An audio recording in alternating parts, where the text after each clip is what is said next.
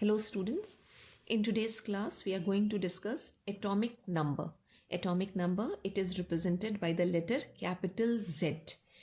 Definition की बात करें कि एटॉमिक नंबर की क्या डेफिनेशन है, तो एटॉमिक नंबर को हम डिफाइन करते हैं कि the number of protons in one atom of an element is known as atomic number of that element. मतलब कि अगर किसी एलिमेंट का हमें एटॉमिक नंबर डिसाइड करना है तो उस एलिमेंट का कोई एक एटम लेंगे, उसके अंदर जितने प्रोटॉन्स प्रेजेंट होंगे वो क्या करेगा, उसका एटॉमिक नंबर डिसाइड करेगा। एलिमेंट्स हमें पता है, एलिमेंट्स प्योर कंपाउंड होते हैं, they are made up of same kinds of atom.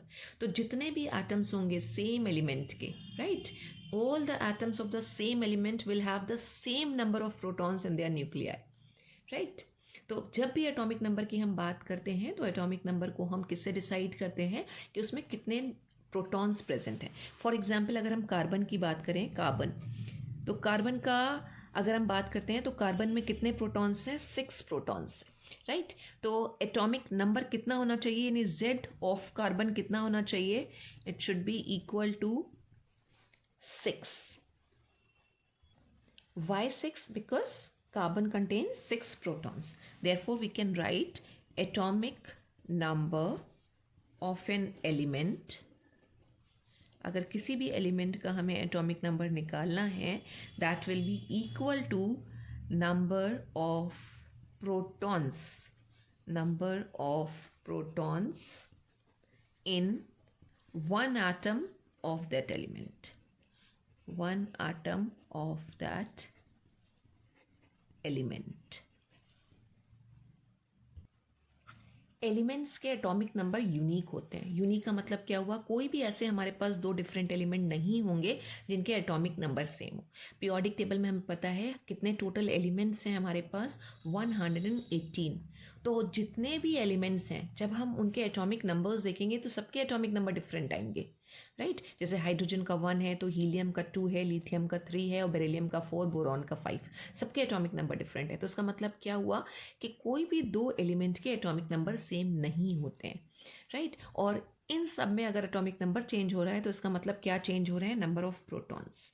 अब इलेक्ट्रॉन के टर्म में हम एटॉमिक नंबर कैसे बता सकते हैं कि अगर हम न्यूट्रल एटम की बात करें, एक न्यूट्रल एटम, राइट, तो न्यूट्रल एटम अगर हमारे पास है यानी उसके ऊपर कोई चार्ज नहीं आया है, उसने इलेक्ट्रॉन डोनेट या एक्सेप्ट नहीं करे हैं, तो न्यूट्रल एटम में जितने प्रोटॉन्स होते हैं उतने ही इलेक्ट्रॉन्स होते हैं।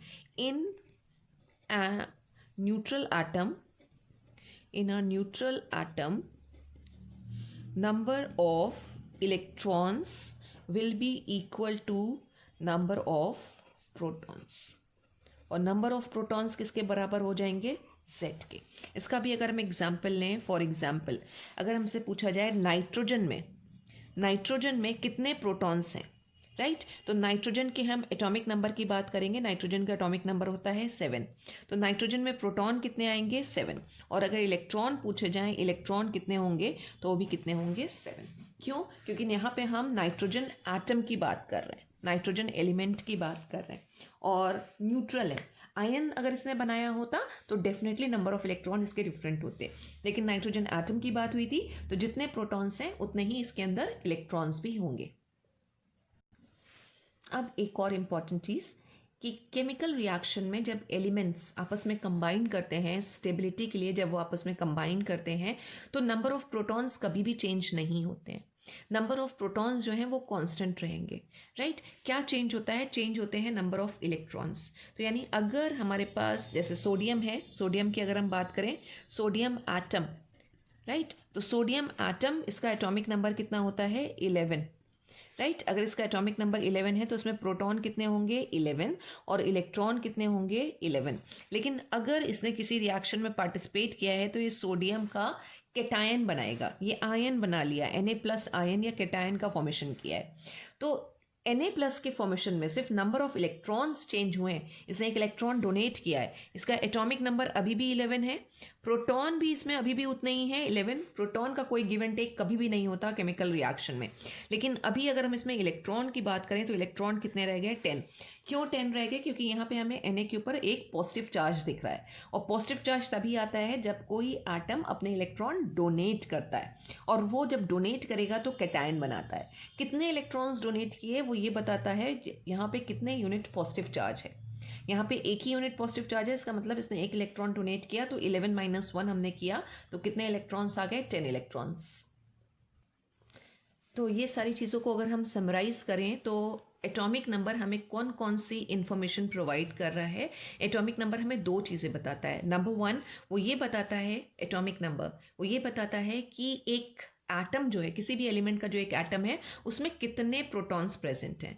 और इसके साथ साथ हमें और क्या बताता है, नंबर ऑफ इलेक्ट्रॉन्स भी बताता है in one neutral atom of the element, right, neutral atom.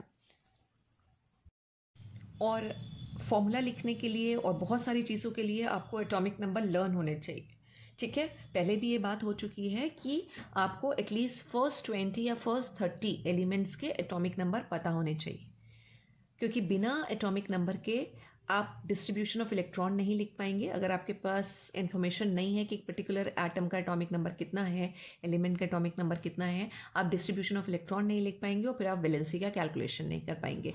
तो फर्स्ट 20 और अगर हो सके तो फर्स्ट 30 एलिमेंट्स के एटॉमिक नंबर आपको लर्न करना है, ताकि आप वैलेंसी कैलकुलेट कर सको और फिर उसके बाद आप केमिकल कंपाउंड्स के फॉर्मूला लिख सको। तो this is about atomic number. Thank you so much students.